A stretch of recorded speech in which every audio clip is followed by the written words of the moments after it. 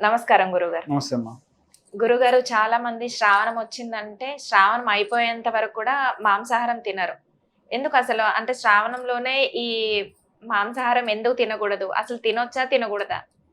శ్రీమాత్రే నమః, శ్రీ గురుభ్యో నమః. నాలాంటి వాడిని అడిగితే ఒకటే చెప్తానమ్మా, ఎప్పుడు మాంసాహారం తినొద్దు. చాలా మంది ఏమంటారంటే మాంసాహారం తినాలండి, ప్రోటీన్ అని అంటూ ఉంటారు. మాంసాహారం అసలు తినొద్దు. ఎందుకండి అంటే నీకు ప్రోటీన్స్ కావాలంటే కోడి తినేది నువ్వు తిను. కోడి గింజలు తింటది, గింజల్లో ప్రోటీన్ ఉంటుంది. సో బై డిఫాల్ట్ నీకు అది వచ్చేస్తుందిగా. నువ్వు అది తిన్నదాన్ని చంపెందుకు తినాలి? మీకు చిన్న ఉదాహరణ చెప్తా. రీసెంట్గా ఒక ఆర్టికల్ చూసా, నా మనస్సు నిజంగా చాలా ఇట్లా కదిలిపోయింది.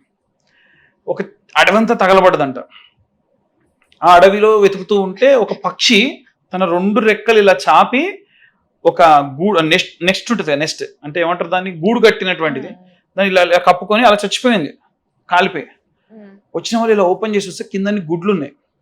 అంటే ఆ తల్లి ఏం చేసింది, పిల్లల ప్రాణాలు కాపాడాలని చెప్పి తన రెక్కలు చాచి దానిపై పడుకుంది. మనం తినే ఎన్ని జీవరాశులకు వాడి తల్లి కూడా అలా కాపాడుతుంటది. ఇంతమంది తల్లుల ఘోష మనం పెట్టుకుంటాం. సో మరి ఇప్పుడు నాన్ వెజ్ తినడం కరెక్టా అంటే మీరు ఏం చెప్తారు? అస్సలు కరెక్ట్ కాదని చెప్తా. కాబట్టి శ్రావణ మాసంలో అసలే తినకూడదు, అసలు నాన్ వెజ్ తినకూడదు.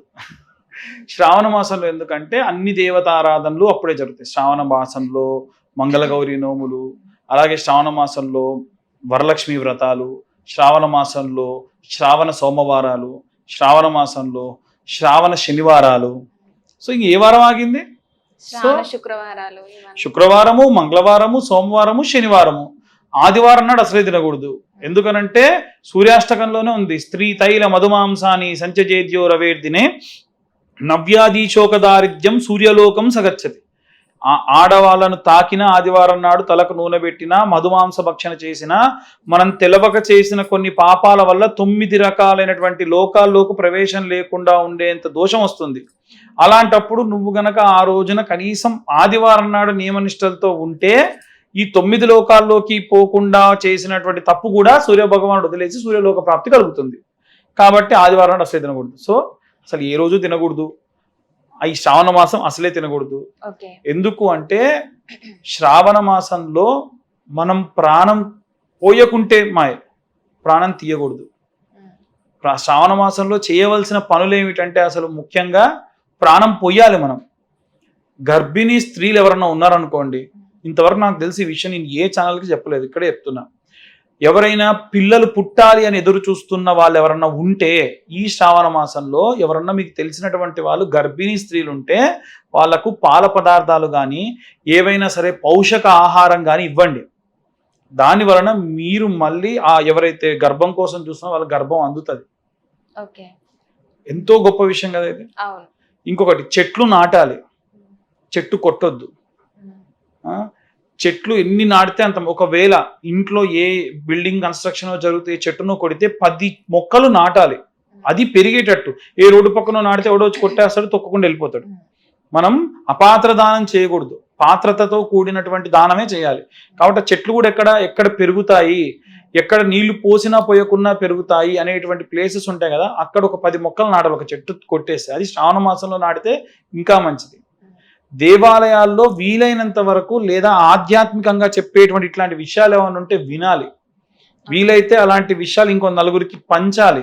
కాబట్టి మన వీడియో కూడా ఇంకో నలుగురికి షేర్ చేస్తే మంచిది అనమాట.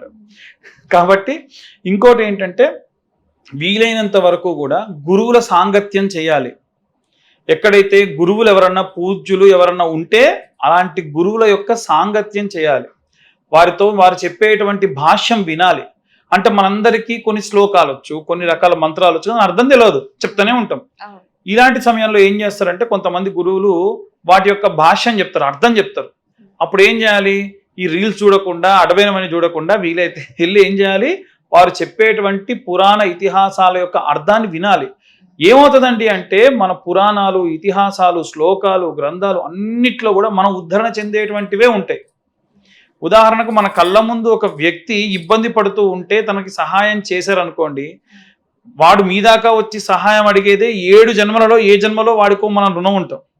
కాబట్టి అవి మనం తీర్చేయాల్సినటువంటి పరిస్థితి ఆ రోజు కల్పించాడు భగవంతుడు. తీర్చకపోతే వాడి గురించి మళ్ళీ వాడింటూ కుక్కగా పుట్టాల్సి వస్తుంది, లేదా ఇంకే రకంగా జీవిగా పుట్టాల్సి వస్తుంది. ఇవన్నీ ఎక్కడ దొరుకుతాయి మనకి? మన ఇతిహాసాలు, మన పురాణాల్లో ఏదో ఒక గురువు భాష్యం చెప్తుంటారు. ఇలాంటివన్నీ శ్రావణ మాసంలో వినాలి, తెలుసుకోవాలి. దానివల్ల మనం ఉద్ధరణ చెందుతాం, ఒక మెట్టు పైకి వెళ్తాం. కాబట్టి ఇలాంటివి చేయాలి తప్ప మాంసాహారం తినడం కానీ, ఒక ప్రాణిని చంపడం కానీ చాలా పెద్ద తప్పు. అంటే గతంలో ఎవరన్నా ఒకవేళ మానలేని వాళ్ళు ఉన్నా మాంతూ చిన్నగా అసలు పూర్తిగా మానేస్తే చాలా మంచిది. వెంటనే నీలాంటి వాళ్ళు లేకుంటే ఇంకెవరో క్వశ్చన్ అడుగుతారు. ఏమని అడుగుతారంటే, అదేంటండి ఒక గొర్రె గనక సంహరణ అంటే బలియకుండా చచ్చిపోతే చాలా దారుణం అండి, అది రకరకాల రోగాలతో చచ్చిపోద్దంట అని ఒక ఆయన చెప్పాడు. మన పూర్వం కూడా అలా చనిపోయేవి. ఇంత బలులు పూర్వకాలంలో లేవు. కేవలం బలి అనేటువంటిది కొన్ని రకాలైనటువంటి దుష్టతకు చెందినటువంటివి శాంతింపడానికి, లేదా కొన్ని మార్గాల్లో ఉండేటువంటి వాటికి సంబంధించి శాంతింపడానికి కొన్ని బలులు జరిగేవి.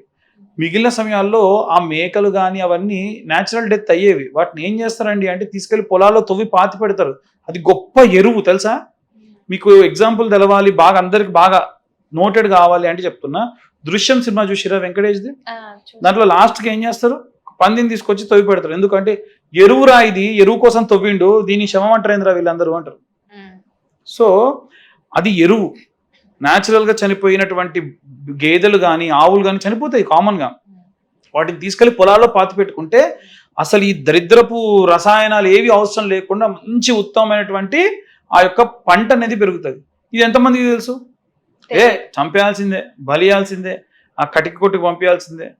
కాబట్టి ఎట్టి పరిస్థితి మంచిది కాదు. వీలైనంత వరకు నాన్ వెజ్ తినొద్దు, ఎప్పుడూ తినొద్దు. శ్రావణ మాసంలో అసలు తినకూడదు. ఓకే గురువు గారు, చాలా చక్కటి వివరణ అందించారు. ధన్యవాదాలు.